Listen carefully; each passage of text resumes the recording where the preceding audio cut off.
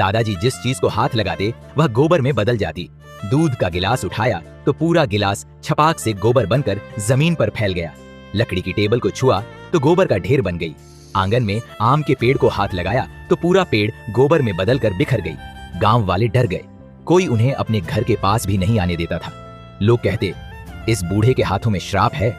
मुखिया गुस्से में चिल्लाया, अगर यह गांव में रहा तो पूरा गांव गोबर का मैदान बन जाएगा।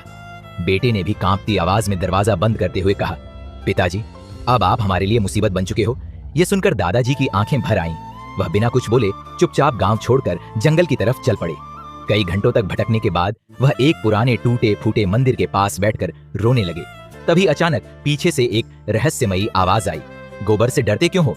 दादाजी ने घबराकर पीछे देखा। सफेद दाढ़ी वाले एक बाबा मुस्कुराते हुए खड़े थे।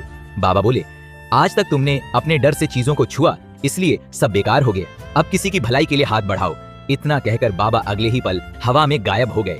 दादाजी डरते डरते पास की बंजर मिट्टी को हाथ लगाया और पूरा खेत गोबर में बदल गया। दादाजी घबरा गए, लेकिन तभी एक चमत्कार हुआ। वही गोबर जमीन में मिल गया और बंजर मिट्टी की खेत में चमकती सब्जियां और लहलहाती फसलें उग आईं। दादाजी हैरान रह गए। वह तुरंत गांव लौटे। धीरे धीरे पूरे गांव की किस्मत बदलने लगी। जिन लोगों ने दादाजी को मनहूस कहा था, वही अब उनकी जय जयकार करते हैं। दादाजी एक एक करके सबकी बंजर जमीन, सूखे खेत और टूटी उम्मीदों को खुशियों से भरने लगे।